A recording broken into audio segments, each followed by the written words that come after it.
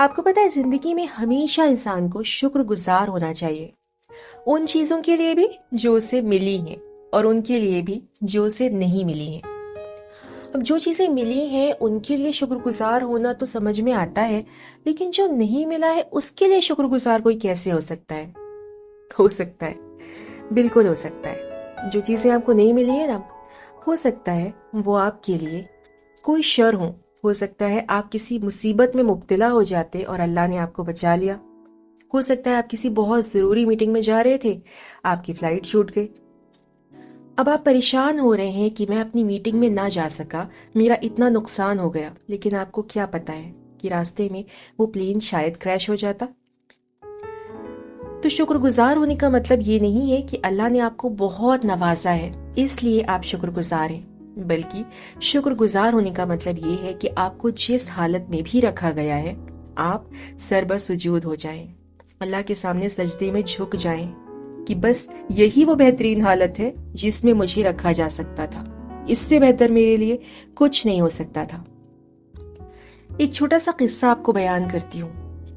حضرت موسیٰ علیہ السلام جنہیں اللہ سے بات کرنے کا شرف حاصل تھا، جب کوہ طور پہ اللہ سے ملنے کے لیے جا رہے تھے تو انہیں راستے میں دو آدمی ملتے ہیں۔ ایک وہ آدمی جسے اللہ نے دنیا میں تمام طرح کی مال و دولت دے رکھی تھی، تمام انعام و اکرام سے نوازا تھا، اس کے پاس اتنا تھا کہ اس کے پاس گھر میں رکھنے کی جگہ نہیں تھی۔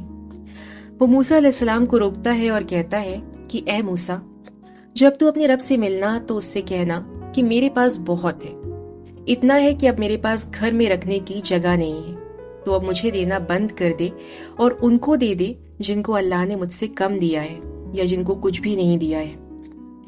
اور موسیٰ علیہ السلام اس کی بات سن کر آگے بڑھ جاتے ہیں۔ اس کے بعد انہیں ایک دوسرا آدمی ملتا ہے جو بہت بری حالتوں میں تھا، اس کے بدن پر چتھڑے لپٹے ہوئے تھے، یا کہیں کہیں ایسا ذکر ہے کہ اس نے اپنے بدن کو ریت سے چھپایا ہوا تھا۔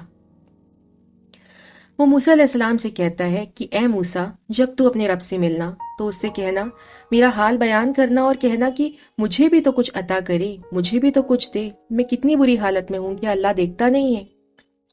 موسیٰ علیہ السلام کہتے ہیں کہ ٹھیک ہے، اور وہ آگے بڑھ جاتے ہیں۔ جب وہ اللہ کے سامنے پیش ہوتے ہیں اور ان دونوں کا قصہ بیان کرتے ہیں تو اللہ تعالیٰ کہتے ہیں کہ وہ پہلا شخص جس کو میں نے تمام طرح کی مال و دولت دے رکھی ہے، اس سے کہو کہ وہ میرا شکر ادا کرنا بند کر دے۔ وہ میرا شکر ادا کرنا بند کر دے گا، میں اسے دینا بند کر دوں گا۔ اور وہ جو دوسرا شخص ہے اس سے یہ کہو کہ وہ میرا شکر ادا کرے، کیونکہ وہ میرا شکر ادا نہیں کرتا ہے اسی لیے میں اسے دیتا نہیں ہوں۔ حضرت موسیٰ علیہ السلام جب واپس لوٹتے ہیں تو سب سے پہلے انہیں وہ شخص ملتا ہے جو بہت امیر تھا، جس کے پاس اللہ کی تمام طرح کی نعمتیں تھیں۔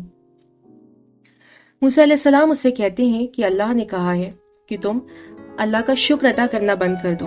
تو وہ آدمی کہتا ہے، کیا میں اللہ کا شکر ادا کرنا بند کر دوں؟ بس یہی تو ایک نیکی ہے جو میں کرتا ہوں، میرے اعمال نامے میں اس کے علاوہ تو کوئی نیکی ہے ہی نہیں۔ اس کے بعد وہ دوسرا شخص ملتا ہے جس کو اللہ نے کم نوازا تھا، اور جب اس سے موسیٰ علیہ السلام یہ کہتے ہیں کہ تم اللہ کا شکر ادا کرو تو وہ یہ کہتا ہے، کیا اس حالت میں شکر ادا کروں؟ ہے کیا میرے پاس جو میں شکر ادا کروں؟ اور اس کا یہ کہنا تھا کہ ایک بہت تیز ہوا کا جھونکا آتا ہے اور وہ ریت جس سے اس نے اپنے بدن کو ڈھانک رکھا تھا اسے بھی اپنے ساتھ لے جاتا ہے۔